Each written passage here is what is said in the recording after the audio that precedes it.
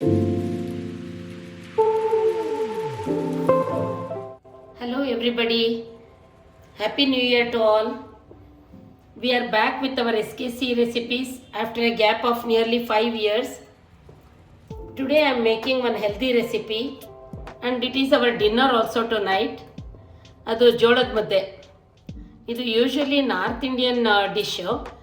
One of my sister has taught me this, but ನಾವು ಸ್ವಲ್ಪ ಅದನ್ನು ಆಲ್ಟ್ರೇಷನ್ ಮಾಡ್ಕೊಂಡಿದ್ದೀವಿ to our taste. So let start with the ingredients. ಇದು ತುಂಬ easy recipe. ಇದಕ್ಕೆ ಬೇಕಾಗಿರೋದು ಜೋಳದ ಹಿಟ್ಟು. ಅದನ್ನೇ ಸ್ವಲ್ಪ ನೀರಲ್ಲಿ ಕಲಿಸ್ಕೊಂಡು ಈ ಥರ ಸ್ಲರಿ ಥರ ಮಾಡ್ಕೊಂಡಿದ್ದೀನಿ. ಆಮೇಲೆ ಹೆಸರು ಮೆಣಸಿನ್ಕಾಯಿ, ಒಂದು 6ರಿಂದ 7 ಹಸಿರು ಮೆಣಸಿನ್ಕಾಯಿ, ಬಿಕಾಸ್ ನಾನು ಜಾಸ್ತಿ ಕ್ವಾಂಟಿಟಿ ಮಾಡ್ತಾ ಇದ್ದೀನಿ. 4 ಈರುಳ್ಳಿನ ಕಟ್ ಮಾಡಿ ಇಟ್ಕೊಂಡಿದ್ದೀನಿ, ಸ್ವಲ್ಪ ಉದ್ದುದಕ್ಕೆ ದಪ್ಪದಾಗಿ. ಆಮೇಲೆ ಸಾಸಿವೆ, ಇದು ಸ್ವಲ್ಪ ಒಗ್ಗರಣೆಗೆ ಎಣ್ಣೆ, ಹುಣಸೆಹಣ್ಣಿನ ರಸ. ಹುಣಸೆಹಣ್ಣು ನಾನು ಸುಮಾರು ಇಷ್ಟು ಒಂದು ದೊಡ್ಡ ನಿಂಬೆಹಣ್ಣಿನ ಗಾತ್ರ ಹುಣಸೆಹಣ್ಣು ತೊಗೊಂಡಿದ್ದೀನಿ. ಆಮೇಲೆ ಉಪ್ಪು, ಅರಿಶಿನ, ಸಕ್ಕರೆ, ಸ್ವಲ್ಪ ಖಾರದ ಪುಡಿ ಕಲರ್ ಬರಲಿ ಅಂತ, ಆಮೇಲೆ ಕೊತ್ತಂಬರಿ ಸೊಪ್ಪು ಮತ್ತು ನೀರು. ಇಷ್ಟು ಇಂಗ್ರೀಡಿಯೆಂಟ್ಸ್ ಯೂಸ್ ಮಾಡಿಕೊಂಡು ಇವತ್ತು ಜೋಳದ ಮುದ್ದೆ ಮಾಡೋಣ. ಈಗ ಮಾಡೋಕ್ಕೆ ಶುರು ಮಾಡೋಣ. ಗ್ಯಾಸ್ ಆನ್ ಮಾಡಿದ್ದೀನಿ. ಇದಕ್ಕೆ ಒಂದು 3 ಟೇಬಲ್ ಸ್ಪೂನಷ್ಟು ಎಣ್ಣೆ ಹಾಕ್ಕೊಂಡಿದ್ದೀನಿ.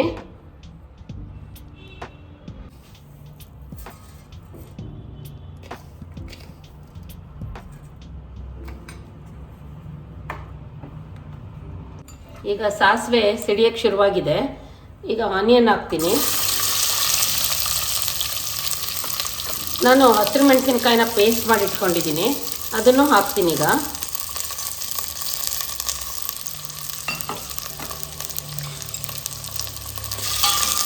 ಸ್ವಲ್ಪ ಫ್ರೈ ಮಾಡೋಣ, 1-2 ಮಿನಿಟ್ಸು.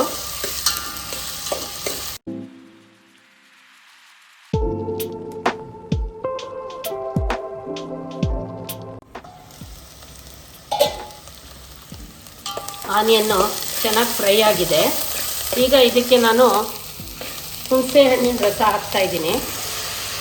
ಇದಕ್ಕೆ ಹುಳಿ ಮತ್ತು ಸಕ್ಕರೆ ಚೆನ್ನಾಗಿ ಹಾಕಬೇಕು. ಸಕ್ಕರೆ ಬದಲು ನಾನು, because since it's a healthy recipe, ಬೆಲ್ಲ ಹಾಕೋಣ ಅಂತ ಡಿಸೈಡ್ ಮಾಡಿದ್ದೀನಿ. ಇಷ್ಟು ಬೆಲ್ಲ ಹಾಕ್ತಾಯಿದ್ದೀನಿ, ಸಕ್ಕರೆ ಹಾಕ್ತಾಯಿಲ್ಲ. ಅದ್ರ ಜೊತೆಗೆ ಸ್ವಲ್ಪ ರುಚಿಗೆ ತಕ್ಕಷ್ಟು ಉಪ್ಪು, ಆಮೇಲೆ ನಾನು ಇದನ್ನು ಅಡ್ಜಸ್ಟ್ ಮಾಡ್ಕೋಬೋದು. ಸ್ವಲ್ಪ ಅರಿಶಿನ,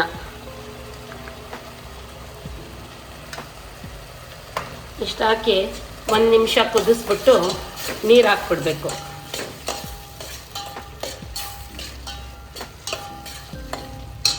ಈಗ ನೀರು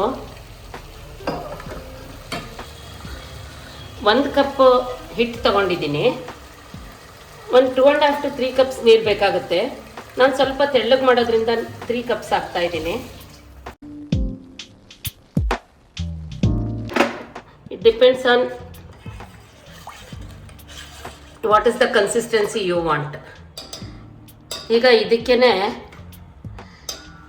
ಈ ಸ್ಲರಿ ಮಾಡ್ಕೊಂಡಿದ್ದೀವಲ್ಲ ಅದನ್ನು ಹಾಕೋಣ.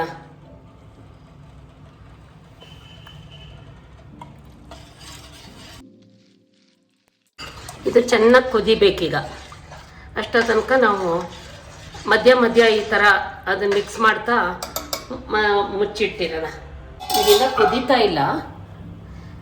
ಈ ಸ್ಟೇಜಲ್ಲೇ ನಾವು ಒಂದು ಸ್ವಲ್ಪ ಖಾರದ ಪುಡಿನೂ ಹಾಕ್ಬಿಡೋಣ, ಯಾಕಂದರೆ ಕಲರ್ ಚೆನ್ನಾಗಿ ಬರುತ್ತೆ. ಸ್ವಲ್ಪ ರೋಸ್ ಕಲರ್, ಬರೀ ಎಲ್ಲೋ ಬರಲ್ಲ, ರೋಸ್ ಕಲರ್ ಬರುತ್ತೆ. ಹಾಗಾಗಿ ಹಾಗೆ ಸ್ವಲ್ಪ ಕೊತ್ತಂಬರಿ ಸೊಪ್ಪನ್ನ ಹಾಕೋಣ. ಮಿಕ್ಕಿದ್ದೆಲ್ಲ ಆಮೇಲೆ ಹಾಕ್ಬೋದು. ಮಿಕ್ಕಿದ ಕೊತ್ತಂಬರಿ ಸೊಪ್ಪನ್ನ ಲಾಸ್ಟಲ್ಲಿ ಹಾಕ್ತೀನಿ. ಈಗ ಸ್ವಲ್ಪ ಹಾಕಿರ್ತೀನಿ.